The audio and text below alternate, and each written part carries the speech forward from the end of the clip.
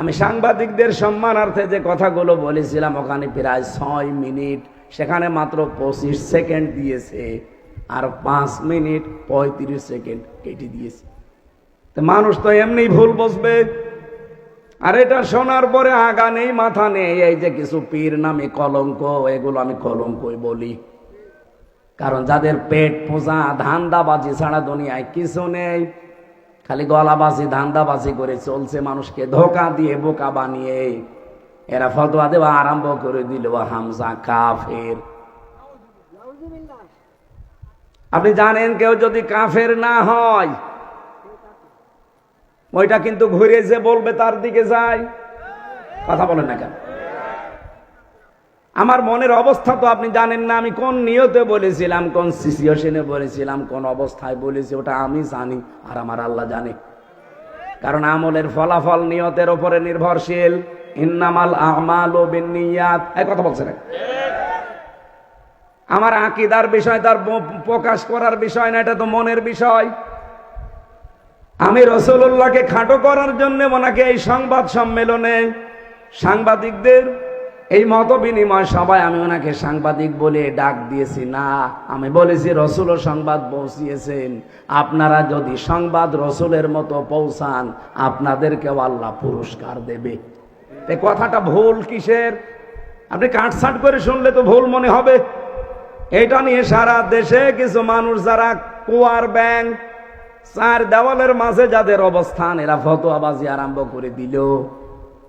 কেন নবীকে সাংবাদিক বলল? অথচ নবী শব্দের শাব্দিক অর্থ হচ্ছে সংবাদ বাহক। যারা সংবাদগুলো বহন করে নিয়ে বেড়ায় তাদেরকে বাংলায় সাংবাদিকই বলে। উনি আমারে বলছে আমি সাংবাদিক নবীকে বলি না, বলি মেসেঞ্জার। মেসেঞ্জার মানে কি? মেসেঞ্জার তো আরো খারাপ শব্দ। ব্যাংকে যতগুলো পোস্ট আছে দেখবেন তার একটা পোস্ট আছে মেসেঞ্জার। এই যে চা মাটি নিয়ে দেয় পানি মানি, তো খুব ভালো পোস্ট। এই কথা বলছে না কেন? রসুল শব্দটা এসেছে রসুলুন থেকে, রেসালাত। এই রেসালাত শব্দের শাব্দিক অর্থ হচ্ছে পিয়ন। সংবাদ বহন করে যারা নিয়ে যায় তাদেরকে পিয়ন বলা হয়। কথা বলেন না কেন? কিন্তু রাসূলুল্লাহকে পিয়ন আপনি বলতে পারবেন না।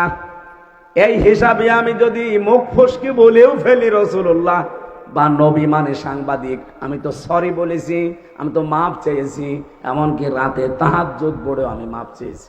আমি আশা করছি আমার আল্লাহ আমাকে মাফ করে দেবে। কিন্তু আপনি কাফের বলে কি করলেন? আমার মনের অবস্থা আপনি জানেন না। আন্দাজে কাফের ফতোয়া দিয়ে আপনি এখন নিজেই কাফের। আজকে ফেসবুকে একজন লিখেছে অমক পীর সাহেব কাফের, আসলেও কাফের। এত ফতোয়া আসে আপনার ফতোয়া তো হাসিনার বিরুদ্ধে শুনি না, আপনার ফতোয়া ডক্টর জাফর ইকবালের বিরুদ্ধে শুনি না, আপনার বিরুদ্ধে ফতোয়া তো ওবায়দুল কাদেরের বিরুদ্ধে শুনি না, আপনার ফতোয়া শাইন চাকলাদারের বিরুদ্ধে শুনি না। আপনার যত ফতোয়া সব আমির হামজা আর মিজানুর রহমান আজহারির বিরুদ্ধে। আপনি যে নাম নিয়ে বসে আছেন, এই নামটাই তো আমার কাছে মনে হয় যে এটা একটা নতুন জিনিস। ইসলামে পীর বলে কিছুই তো আমরা পাই না। কিসের পীর আপনি? আমি আপনাকে ছোট খাটো করার জন্য না, পীর শব্দটা যে নিয়েছেন এটা কোন জায়গায় আছে বলেন? আপনি যে বলছেন নবীকে সাংবাদিক বলা যাবে না, মেসেঞ্জার বলা যাবে কোন ফাঁকে? আপনি যে নিজেই বললেন নবী মেসেঞ্জার। এই কথা বললে নবীর সম্মান আরো খাটো হয়। ব্যাংকে যারা পানি চা টেনে দেয় তাদেরকে আমরা মেসেঞ্জার বলি। এরকম একটা পোস্ট আপনি নবীর নামে লাগিয়ে দিলেন। আর সাংবাদিক যে কত উপরের পোস্ট, সেটাকে আপনি ফালতু শব্দ বললেন। উল্টা পাল্টা নাম দিয়ে আবল তাবল করে আমারে নাই ছোট করেন। কিন্তু সারা পৃথিবীর যারা হক্কানি সাংবাদিক, যারা ন্যায় পরায়ণতার উপরে টিকে আছে, সাংবাদিক মাহমুদুর রহমানকে আপনি খাটো করেছেন। এক কথা বলছেন না কেন? সাংবাদিক ইলিয়াসকে আপনি খাটো করেছেন।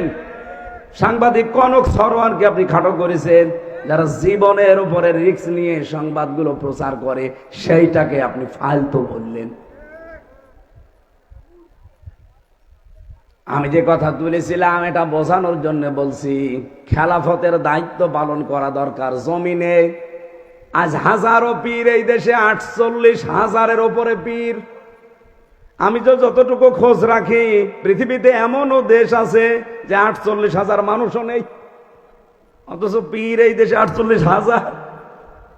এত পীর, একটা কেউ রাজপথে পাওয়া যায় না, জমিনে পাওয়া যায় না।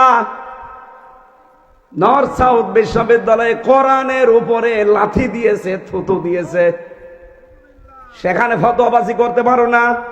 48,000 পীর যদি একবারে রাজপথে নেমে বলে এর বিচার না হলে কেউ দরবারে ফেরত যাব না, বিচার কালকেই হবে। কোথায় আছেন আপনি? আপনি তো শুধু ভড়ি আর জব বানিয়ে ব্যস্ত আছেন। আপনি বলেন তো বাংলাদেশের একটা পীরকে দেখান যার ভড়ি বড় না, দেখান। আমি তো যতগুলো দেখেছি ওদের ভড়ি আর জহব্বা ছাড়া কিছু পাইনি। এত বড় বড় ভড়ি, যেটা ফতোয়াবাজি করে কাফের বলে, ওরও ভড়ি এরকম। চেয়ারে বসলে মনে হয় যে মাগুর মাছ, পেট মোটা মাছ।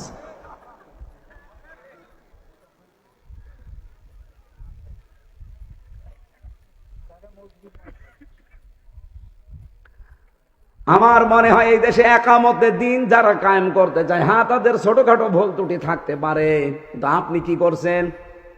তাদের মতো এই 17 বছর জেল জুলুম সহ্য করেছেন, একটা বার জেলে গেছেন আপনি? রিমান্ড কি বসেন? 11 ঘন্টা আমার টাঙিয়ে রেখেছিল উল্টো করি, মাথায় দড়ি দিয়ে। আপনারা কয় ঘন্টা টাঙিয়েছে? বলো রসুলের মর্যাদা রাখে না। রসুলের মর্যাদা ঠিক রাখতে গিয়েই তো 3 বছর জেল খাটলাম। আমি প্রথম দিনই যদি মেনে নিতাম যে ঠিক আছে বাবা শাহজালাল সব হালাল, 3 বছর না 3 ঘন্টা আমার জেলে থাকা লাগতো না। ওই কুষ্টিয়া থেকে যখন নিয়ে যাচ্ছিল প্রতিমধ্যে আমারে ছেড়ে দিত, কারণ যাওয়ার সময় তো বারবার আমারে বলছিল